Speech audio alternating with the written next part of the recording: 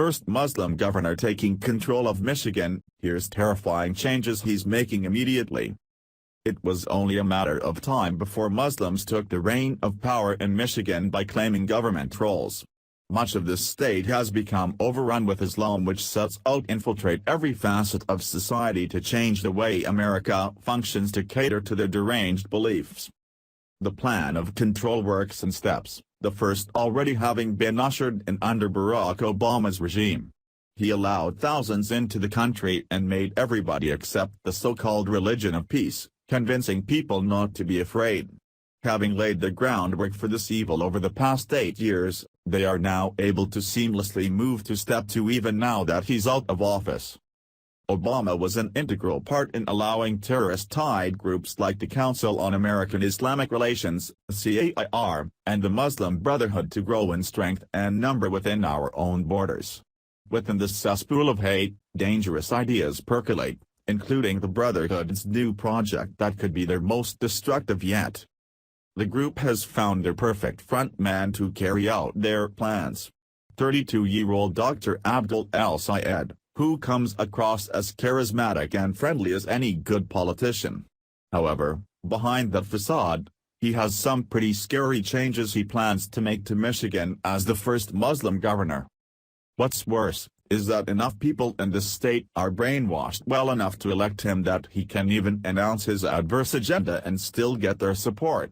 Meanwhile, Muslims and the Brotherhood are laughing at our expense because of these ignorant liberals that caught up in the romance of being the first to elect a Muslim to a top political position. Freedom Daily previously reported about El-Sayed with what the country needs to know about him. Just like Obama, he speaks without an accent and is charismatic, attributes that divert everyone's attention away from the fact that he's a Muslim with the full backing of the Muslim Brotherhood terror organization. If you think this sounds like Obama 2.0, you would be 100% correct. He too hates Trump with a passion, saying that the president's decisions are at odds with deeply held American values. With Michigan already transforming into a Muslim cesspool in recent years, Syed's win as the governor would put the finishing touches on the state whose citizens are already being threatened by the complete takeover of Sharia law. Taq Monasseri, who heads a group called Secure Michigan, made a chilling prediction about what's in store for Michigan should Syed win, a state he labels a Sharia swamp. It is the exact same thing as Barack Obama in Chicago in the early 2000s, said Monasseri. Dr. Monasseri stated. He's young, attractive, he does not give out a lot of information, he speaks in platitudes about celebrating inclusiveness and diversity. He's very well packaged, Monasseri said. He's far more accomplished than Barack Obama. Obama was not this accomplished, they connected him to certain foundations and his candidacy took off. The left's hate for President Donald Trump is greater than their love for this country and safety of their own living, since they are all rallying around in support of El-Sayed just to spite our president. Elizabeth Warren seems to be heading the charge in support, trying to get others to do the same, while ignoring his sinister plan detailed below. Monasseri said she'll be campaigning and raising money for El-Sayed, who will also be appearing on Sunday morning talk shows. A candidate for governor who is Muslim Brotherhood, if that doesn't tell you there's a Sharia swamp in Michigan, I don't know what does, Monasseri warned. This Muslim Brotherhood is cunning and calculated in their every move, knowing exactly what they are doing as part of creeping Sharia and Islamic control into the U.S. If El-Sayed wins this election, they will consider it a massive victory for more than just the political power. This is one huge talent they can dig into society and stake their claim. This is one huge talent they can dig into society and stake their claim, which is necessary to achieve their overall goal. We know this as proved by what was discovered during a recent raid at a Muslim's house in Annandale, Virginia. Freedom Daily previously reported that federal agents discovered a dusty bundle of documents in the basement outlining the Muslim Brotherhood's secret 5-phase plan for taking down America.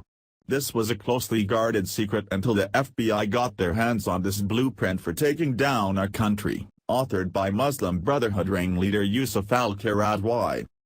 If you aren't familiar with the documents, they are nothing short of chilling. 27 years ago, Muslim Brotherhood leader Yusuf al-Qaradawi traveled to America to organize Muslims across America, educating them with his diabolical plan for the complete Muslim takeover of America that would take 30 years to complete. It included a key tactic known as muruna, where Muslims are able to violate Sharia law in order to convince Americans that they are just like us. Just like on Ebola virus, muruna is extremely effective, as Muslims are now able to seamlessly integrate into every facet of our society, as they make their way into our public school systems, our federal and law enforcement agencies, and key positions within our government. Muruna is the tactic that both Barack Hussein Obama used to convince America he was just like us, and now the Muslim Brotherhood is employing the same tactic as they groom Abdul al-Sayed to take over as governor in Michigan.